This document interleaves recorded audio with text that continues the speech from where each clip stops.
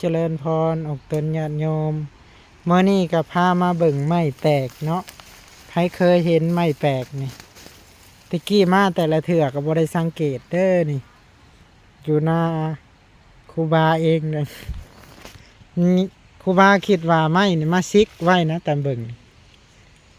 มาซิกไว้แหละเอาทางกก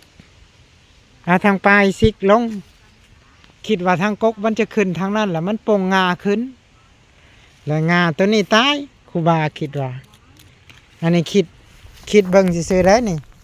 หรือว่ามีงอกงามกว่าหันกับบ่ฮู้มาแต่ละเทื่อก็บ่เคยเห็นนี่มา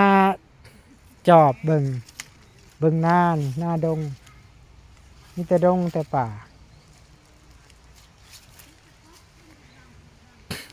อันน่ะให้หน้าหน่อยเดียวนี่ที่เหลือนี่มีแต่ดงนี่ดงขี้เฮือนเพิ่นเอิ้นนี่แต่เก่ามันอาถรรพ์บ่มีไผกล้าอยู่นี่นี่เด้อไผเคยเห็นอยากมาเบิ่งรถอยู่พ้นตาดบ่อหินกาวนี่ทางปลายเปิดขึ้นกกทางกกขึ้นปลายไผเคยเห็นนี่ต้นไม้แบบนี้น่าจะเก็บไว้อนุรักษ์แล้วนี่ยันแต่คนมันแล้วมาหลักตัดเห็ดถ่านนี่เด้อโบแมนมาพังโบแมนว่าอามาซิกไว้เด้อตั้งมันเกิดขึ้นธรรมชาติเห็นได้หนึ่งบ่ฮู้ว่าเพิ่นเอามาพังเห็ดลักมากระหลอกหรือว่างัดขึ้นแล้วมันเกิดขึ้นเลยกับบ่ฮู้จักไม้น่าจะเป็น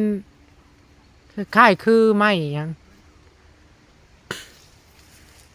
ตะกี้คล้ายคือไม้หยังใบมันนี่คือไม้หัวเอียนนี่เด้อใครเห็นคลิปนี้ฝากกดไลค์กดแชร์เด้อไม้แปลกเด้อสาธุ